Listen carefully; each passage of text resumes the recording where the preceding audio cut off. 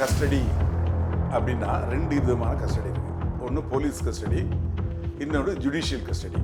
இப்போ காவல்துறை ஒருத்தரை கைது பண்ணாங்கன்னா ஒரு வழக்கில் 24 ஹவர்ஸ்க்குள்ளே அந்த நபரை, கைது செய்யப்பட்ட நபரை அரசு மருத்துவத்தை அழைச்சிட்டு போகணும். சாத்தாங்குளம் இன்சிடென்ட் அது போலீஸ் கஸ்டடி, போலீஸ் ஸ்டேஷன் நடந்தது. இது ஜெயிலில் நடந்தது, இது ஜுடிஷியல் கஸ்டடி. ஜெயிலில் அவங்க வந்து உள்ள அட்மிஷன் போடையில அவங்க கம்ப்ளீட்டாக துணியை அவுத்து அவரை பார்ப்பாங்க. ஏதாவது காயங்கள் இருக்கா, ஏதாவது பொருளை மறைச்சி வச்சுருக்காங்களா அப்படின்னு சொல்லிட்டு. இந்த ஒரு செல்லில் 20 பேர் அடைக்கப்பட்டிருக்காங்க. இவர் கூட இவர் வந்து மதுப்பழக்கத்துக்கு அடிமையானவர். அது மது இல்லாதனால அவர் வந்து கேட்டு தகராறு பண்ணி ஒரே கத்தி முட்டி மோதி செவரில் மோதி அங்கே இடிச்சுக்கிட்டு இதெல்லாம் பண்ணார். எங்களுக்கு டிஸ்டர்பன்ஸாக இருந்தது. நாங்கள் ஜெயிலருக்கு இன்சார்ஜ் வார்டன் சொல்லுவாங்க. வார்டனை கூப்பிட்டோம். அவங்க 2 பேர் இருந்தாங்க டியூட்டியில். இன்சார்ஜ் ஒருத்தர் இருந்தாங்க, 3 பேர் வந்தாங்க. எங்களை கையை கட்டி போட சொன்னாங்க. அவர் கையை வந்து எங்களுக்கு துண்டில் கட்டி போடணும். அப்புறம் அமைதியாயிட்டார் அப்படிங்கிற மாதிரிலாம் சொல்லியிருக்காங்க. சிசிடிவி பார்த்துருக்காங்க. சிசிடிவி ஃபுட்டேஜில் அது பொய் சொல்லாது. இவங்க சிறைவாசிகள் கூட இருக்கிறவங்க பொய் சொல்லலாம்.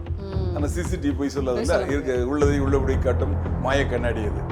அதை பார்த்துருக்காங்க. பார்த்ததுக்கப்புறம் பார்த்தாச்சுன்னா 3 வார்டனும் உள்ளே போயிருக்காங்க. 6 மணிக்கு மேலே செல்லை பூட்டியாச்சுன்னா திறக்கக்கூடாது, அது சட்டம். ஆனால் இவர் கத்துறதுனால இவங்க திறந்துட்டு உள்ளே போயிருக்காங்க. உள்ளே போய் அவர் அதட்டி இதட்டி பார்த்துருக்காங்க. இவங்க அதட்டி பார்த்து கேட்கலன்னா சிறைவாசிகள்லாம் சேர்ந்து அவங்களை அடிச்சிருக்காங்க. போஸ்ட்மார்ட்டம் வந்து ஒரு டாக்டர் பண்ணக்கூடாது. இந்த மாதிரி கஸ்டடி டெத் தான் 2 or more டாக்டர்ஸ் பண்ணணும்.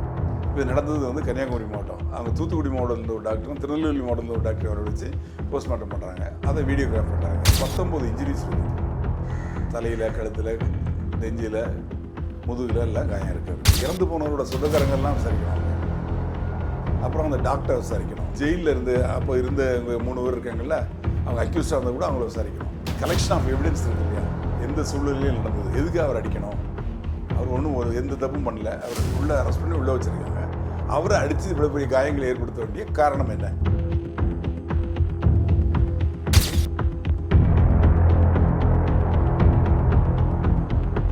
அக்னி நியூஸ் நேயர்களுக்கு அன்பார்ந்த வணக்கம். நான் உங்கள் தொகுப்பாளர் விஜய் டீனா. இன்றைய நேர்காணலில் retired assistant commissioner of police Rajaram sir இருக்கார். வணக்கம் சார்.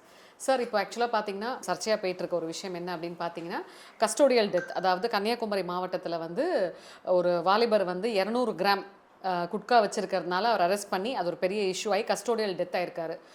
அதில் வந்து ஒரு முக்கியமான ஒரு விஷயம் என்ன அப்படின்னு பார்த்தீங்கன்னா, ஜெயில் வார்டன் உட்பட கோ பிரிசனர்ஸையும் சேர்த்து அரெஸ்ட் பண்ணியிருக்காங்க. அது ஏன் தெரிஞ்சுக்கலாமா சார்? கடந்த 9ஆம் தேதி வியாழக்கிழமை வந்து சபரிவர்மன் ஒரு பேர், அவர் வந்து ஒரு மாற்றுத்திறனாளி. வீட்டு பக்கத்தில் ஒரு பெட்டிக்கடை வச்சுருக்காரு. அந்த பெட்டிக்கடையில் செக் பண்ணி பார்க்கல 200 கிராம் குட்கா இருந்திருக்கு. அந்த குட்கா இருந்ததுனால அவரை வந்து அந்த வழக்கில் கைது பண்ணி அன்றைக்கே மேஜிஸ்ட்ரேட்டை ஆஜர்படுத்தி அங்கே நாகர்கோயிலில் இருக்கக்கூடிய மாவட்ட சிறை அந்த ஜெயிலில் கொண்டு அட்மிட் பண்ணிட்டாங்க. அந்த ஜெயிலில் அவர் அடைக்கப்பட்டிருக்காரு. அடுத்த நாள் 10ஆம் தேதி 9ஆம் தேதி நடக்குது. 10ஆம் தேதி அவரோட மனைவி வந்து ஜெயிலில் போய் பார்க்குறாங்க. பார்த்து பேசிட்டு வராங்க. நல்லா தான் இருக்கிறாரு. 11ஆம் தேதி சனிக்கிழமை, 12ஆம் தேதி ஞாயிற்றுக்கிழமை. அந்த ஞாயிற்றுக்கிழமை நைட்டில் வந்து அந்த அவர் அடைக்கப்பட்டிருந்த அந்த செல்லுன்னு சொல்லுவாங்க, அந்த செல்லில் வந்து ஒரே சத்தமாக இருந்து இதனால அப்போ டியூட்டியில் இருந்த வார்டன்லாம் உள்ளே போனதாகவும், போய் பார்த்தப்போ அதிகாலையில் மயக்கம் போட்டு கிடந்துருந்துருக்காரு. அப்புறம் அங்கே ஹாஸ்பிட்டலுக்கு கூட்டு போயிருக்காங்க. அங்கே டாக்டர் பார்த்துட்டு இறந்துட்டாங்க அப்படின்னு சொல்லிட்டாங்க. இந்த தகவல் வந்து ஒரு மனைவிக்கு என்ன சொல்கிறாங்க, அவருக்கு மாரடைப்பு வந்திருக்கு, ஹாஸ்பிட்டலுக்கு கொண்டு போயிருக்காங்க அப்படின்னா, ஆசாரிப்பள்ளம் அப்படிங்கிற இடத்துல வந்து கவர்மெண்ட் ஹாஸ்பிட்டல் இருக்குது. அந்த ஹாஸ்பிட்டலுக்கு அந்த அம்மா போகல, இவர் இறந்துட்டாருன்னு எடுத்து மார்ச்சரியில் வச்சுட்டாங்க பாடியை. அப்புறம் அந்த அம்மா சொல்கிறாங்க, இது மாதிரி அவரை பார்க்க முடியல, இது மாதிரி நடந்துட்டு அதனால் இவங்க தான் அடித்து கொண்டுட்டாங்க அப்படிங்கிற மாதிரி அவங்க கிரியேட் பண்ணுறாங்க. இது விஷயமா பொதுவாக கஸ்டடி அப்படின்னா 2 விதமான கஸ்டடி இருக்குது. ஒன்று போலீஸ் கஸ்டடி, இன்னொன்று ஜுடிஷியல் கஸ்டடி. இப்போ காவல்துறை ஒருத்தரை கைது பண்ணாங்கன்னா ஒரு வழக்கில் 24 ஹவர்ஸ்க்குள்ளே அந்த நபரை, கைது செய்யப்பட்ட நபரை அரசு மருத்துவத்தை அழைச்சிட்டு போகணும். அவங்க பார்த்து செக் பண்ணி பார்த்துட்டு இவருக்கு காயங்கள் இருக்குது, காயங்கள் இல்லை, நல்லா இருக்கிறாரு, ஃபிட்னஸ் சர்டிஃபிகேட் வாங்கணும். சர்டிஃபிகேட் வாங்கிட்டு சர்டிஃபிகேட்டோட ரிமாண்ட் ரிப்போர்ட்டோட அவரை மேஜிஸ்ட்ரேட்டை ஆஜர்படுத்தணும். மேஜிஸ்ட்ரேட்டு அவரை கேட்பார், உன்னை வந்து காவல்துறையினர் வந்து அடித்தாங்களா, உதைச்சாங்களா, மனசால துன்புறுத்தினாங்களா அப்படின்னு கேட்டு அவர் ரெக்கார்ட் பண்ணிக்குவார். அதுக்கப்புறமா அவரை 15 நாள் ரிமாண்ட் பண்ணுறேன்னு சொல்லி வாரண்ட் உண்டு, அதில் கையெழுத்து போட்டு அவருக்கு இஷ்யூ பண்ணுவாங்க போலீஸ்கிட்ட. போலீஸ் அவரை எடுத்துகிட்டு போய் ஜெயிலில் கொண்டு விட்டுருவாங்க.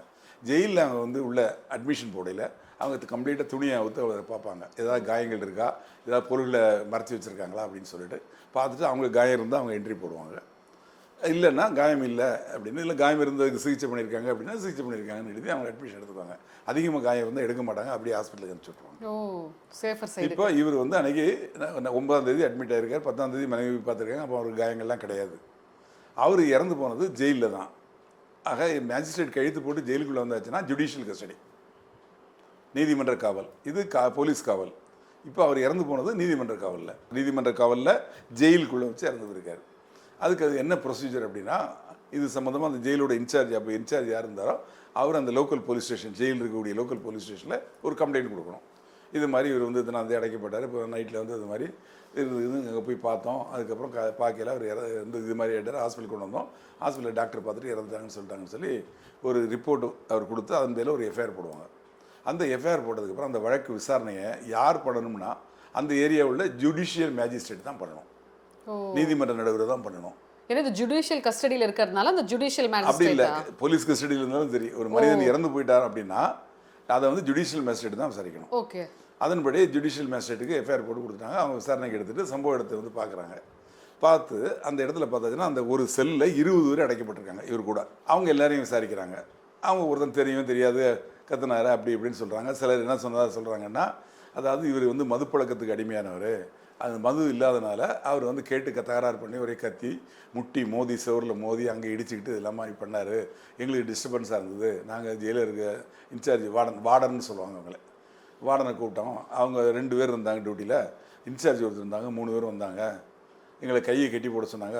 அவர் கையை வந்து எங்களுக்கு துண்டில் கட்டி போட்டோம், அப்புறம் அமைதியாயிட்டார் அப்படிங்கிற மாதிரிலாம் சொல்லியிருக்காங்க.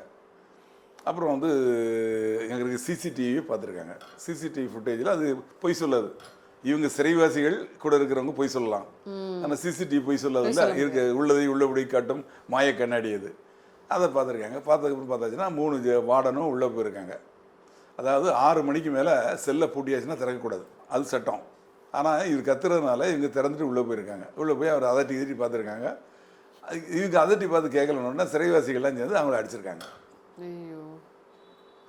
மிதிச்சிருக்காங்க. அதில் காயப்பட்டிருக்கு. அதுக்கப்புறம் இது வந்து அதில் தெரியுது. அதுக்கப்புறமா பாடியை போய் பார்க்குறாங்க. பாடியில் இன்ஜுரிஸ் இருக்குது, எக்ஸ்டர்னல் இன்ஜுரிஸ் நிறைய இருக்குது. உடனே போஸ்ட்மார்ட்டத்துக்கு அனுப்புகிறாங்க. போஸ்ட்மார்ட்டம் வந்து ஒரு டாக்டர் பண்ணக்கூடாது, இந்த மாதிரி கஸ்டடி டெத்துனா 2 or more டாக்டர்ஸ் பண்ணணும். இப்போ நடந்தது வந்து கன்னியாகுமரி மாவட்டம், அவங்க தூத்துக்குடி மாவட்டத்தில் ஒரு டாக்டரும் திருநெல்வேலி மாவட்டத்தில் ஒரு டாக்டர் வர வச்சு போஸ்ட்மார்ட்டம் பண்ணுறாங்க. அதை வீடியோகிராஃப் பண்ணுறாங்க. அப்போ பார்க்கையில் 19 இன்ஜுரிஸ் இருக்குது. தலையில், கழுத்தில், நெஞ்சில், முதுகில் எல்லாம் காயம் இருக்குது. கை கூட ஃப்ராக்சர் ஆகிருக்குன்னு சொல்கிறாங்க. ஓ, உண்மையாலுமே ஆக்சுவலாக அவர் வந்து அந்த லிக்கர் கேட்டு அட்டகாசம் பண்ணியிருக்காரு. ஆமாம், அட்டகாசம் சொல்கிறாங்க. அது எந்தளவுக்கு உண்மை நமக்கு தெரியாது, இதெல்லாம் சொல்லப்படக்கூடிய விஷயம். அதுக்கப்புறம் அந்த டாக்டர்ஸ் ஒப்பீனியன் கேட்டிருக்காங்க. இன்றைக்கி என்ன ஒப்பீனியன் கொடுத்துருக்காங்கன்னா, அவர் இறந்து போனதுக்கு காரணம் இதெல்லாம் இன்ஜுரிஸ் இருக்குது, அதில் எந்த இன்ஜுரினால இறந்து போனார் அப்படிங்கிறது இருக்கு இல்லையா, அப்போ மூச்சு திணறி இறந்து போயிருக்காரு அப்படின்னு சொல்லியிருக்காங்க. மூச்சு திணறல் ஏற்பட்டு இறந்து போயிருக்காரு. மூச்சு திணறல் ஏற்படுறதுக்கு கழுத்து நெரிச்சாங்களா, இல்லை அவர் கீழே தள்ளி அவர் நெஞ்சில் மிதிச்சாங்களா அப்படிங்கிறதெல்லாம் அந்த சிசிடிவி ஃபுட்டேஜில் இருக்கும். இது விஷயமா ரிப்போர்ட் அவங்க வந்து கொடுப்பாங்க. மேஜிஸ்ட்ரேட் வந்து 2 மாதத்துக்குள்ளே விசாரித்து ரிப்போர்ட் கொடுப்பாங்க. இதுக்கிடையில் பேரலாக போலீஸும் விசாரிப்பாங்க. அதை போலீஸ் விசாரிக்கையில் இவங்க தப்பு பண்ணியிருக்காங்கன்னு இந்த 3 ஒரு இன்சார்ஜும் 2 வார்டனும் 3 பேர் இருக்காங்களா, ஹெட் வார்டனோ 2 வார்டனு அப்போ டியூட்டியில் இருந்தவங்க 3 பேரையும் சஸ்பெண்ட் பண்ணிட்டாங்க. அப்புறம் இவங்களும் திறந்துட்டு உள்ளே போனது இதெல்லாம் தவறு அப்படின்னு தெரிஞ்சு, இவங்க மேலே தவறு இருக்குன்னு தெரிஞ்சு மேஜிஸ்ட்ரேட்டையும் கேட்டிருக்காங்க. அவங்களும் சொல்லியிருக்காங்க, ஓரளவு சொல்லியிருப்பாங்க, இல்லை ஃபர்ஸ்ட் ரிப்போர்ட் கொடுத்துருப்பாங்க. அதன் பேரில் 3 பேரையும் அரெஸ்ட் பண்ணிட்டாங்க. அதுக்கப்புறமா இவங்கள 3 பேரையும் கூப்பிட்டு விசாரித்ததுக்கப்புறம் ஜெயிலில் உள்ளே இருக்க சிறைவாசிகள் இதில் சம்மந்தப்பட்டிருக்காங்கன்னு தெரியுது.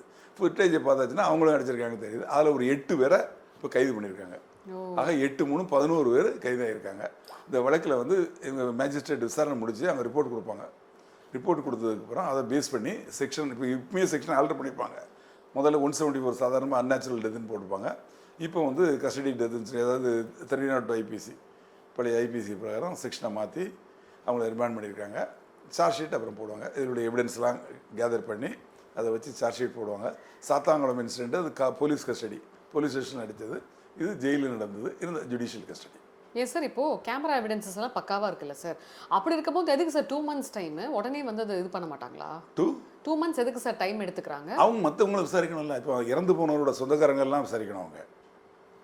அப்புறம் அந்த டாக்டர் விசாரிக்கணும். ஜெயிலில் இருந்து அப்போ இருந்த 3 பேர் இருக்காங்கல்ல, அவங்க அக்யூஸ்டாக இருந்தால் கூட அவங்கள விசாரிக்கணும். கலெக்ஷன் ஆஃப் எவிடன்ஸ் இருக்கு இல்லையா, எந்த சூழ்நிலையும் நடந்தது, எதுக்கு அவர் அடிக்கணும், அவர் ஒன்றும் எந்த தப்பும் பண்ணல. அவர் உள்ளே அரெஸ்ட் பண்ணி உள்ளே வச்சுருக்காங்க. அவரை அடித்து இவ்வளோ பெரிய காயங்களை ஏற்படுத்த வேண்டிய காரணம் என்ன, அதுக்கு என்ன பின்னணி அப்படிங்கிறத விசாரிக்கணும்ல.